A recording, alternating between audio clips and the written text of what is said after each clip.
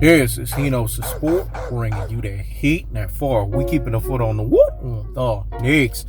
We keeping a foot on the Knicks. And like the Tibetan Mastiff that I am, I'm applying on immediate pressure. Because pressure does eat bursts pipes. Let's talk about it, man. This is what people got to understand. I got to give the real Marlo TV salute and credit because I knew he would be where he's at. So salute to you, bro, because what you brought up was a big thing. Your stance is a stance that a lot of people are not paying attention to. And look what's happening right now.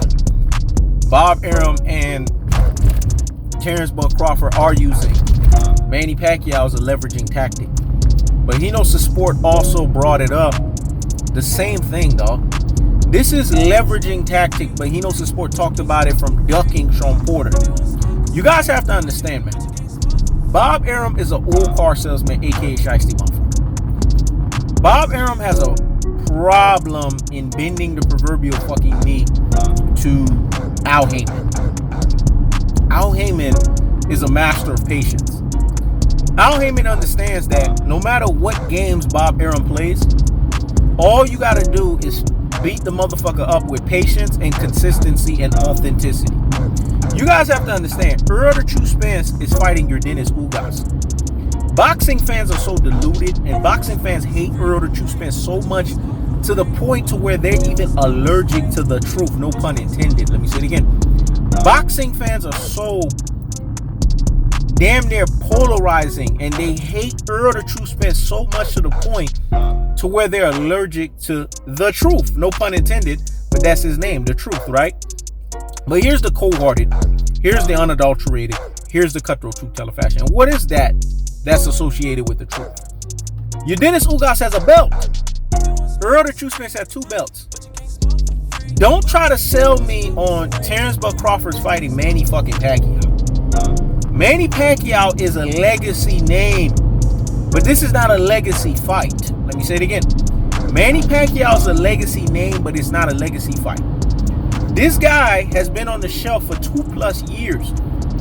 He's a 43-year-old fighter. If you guys know anything about boxing and you're using the true boxing eye test, you know that a guy that's been on the shelf for 2.5 years, a guy that's 43 years old, a guy that brings nothing but basically AARP retirement Pac-Man style. People act as if Manny Pacquiao is the Manny Pacquiao of old. Manny Pacquiao gives you 6 to 7 rounds and then he wanes the fuck off. You guys want to know what I'm talking about? Because I said this prior to him fighting Keith Thurman. That's why I had picked Keith Thurman to win the fight. But I picked Keith Thurman at that time off of the strength of the Florida connection, off of the strength of him being younger.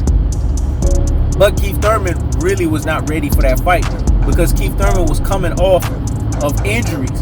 And the Josecito Lopez fight showed that Keith Thurman needed at least one more fucking tune-up before he got to the damn fight against Manny Pacquiao. Listen, man. Manny Pacquiao, if you look at the second half of the fight, Keith Thurman doesn't get credit for it. But Keith Thurman was touching Manny Pacquiao to fuck up. And you know why that was happening as opposed to the first half of the fight? Is because Manny Pacquiao, if you guys are being honest with yourselves and you're being unbiased, you're using facts over feelings, you're using logic over bias, Manny Pacquiao was fucking waning. When we look at Terence Crawford, he's a chihuahua barking behind the damn fence. Because chihuahuas, all they do is bark. They don't fucking bite. And when they do bark, they go after the weakest link. Terence Crawford's not fooling Hino's Sport. Bob Arum's not fooling Hino's Sport. They're using their leveraging tactic, but Hino's Sport is making you guys understand what the leveraging tactic they're doing here.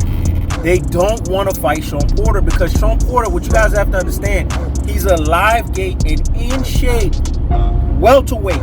This is a guy who is not rusty. This is a guy who you could obviously say out of all the welterweights, he's more active than all of them. And they don't want him fighting Shawn Porter because Shawn Porter will cut Terence Crawford. Is Shawn Porter as great of a fighter as Manny Pacquiao? If you want to go overall in terms of totality, no. But is Shawn Porter the better fighter now? Yes. Because boxing is a sport of what have you fucking done for me lately? Let me say it again. Boxing is a sport of what the fuck you have done for me lately. And it's also a sport that tells you how good a fighter is his last fight. And here's the other caveat about boxing. Boxing is a sport to where you can't just leave it and pick that shit back up and leave where you left off. Rust will settle in. Cobwebs will settle in. You not being in fine-tuning shape ring-wise will set in. I mean, just look at Earl the True Spence against Danny Garcia.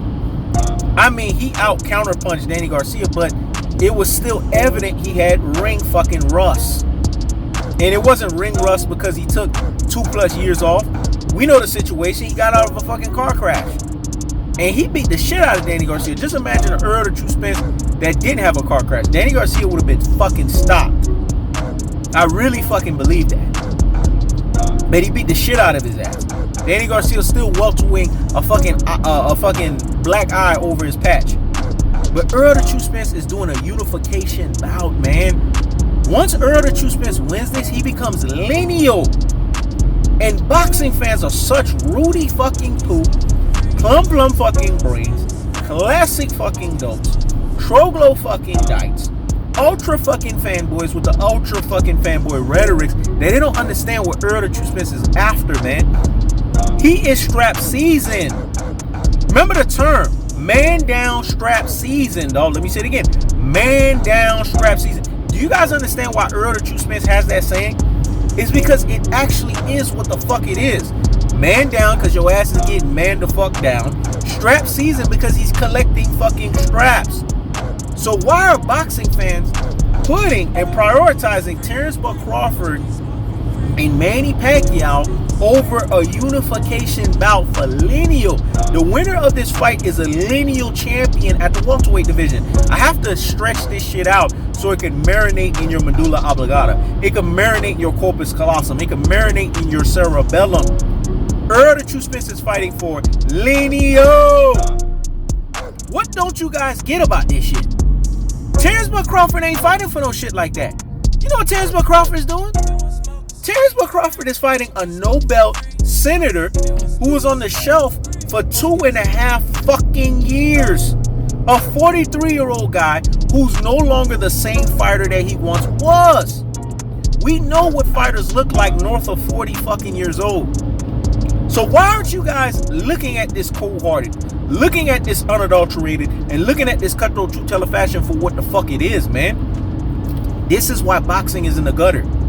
Because fight fans, because of their hatred for a fighter being a true alpha extraordinaire governed by true alpha economics in the boxing ring, you guys have the unmitigated on the audacity to say that Terence Crawford gets to cheat code the system. Fight a guy who, mind you, ducked Earl the True Spence. This shows you why Earl the True Spence is the rock star and the boogeyman of the fucking welterweight division. Just so that Earl the True Spence fights another guy that's his actual replacement.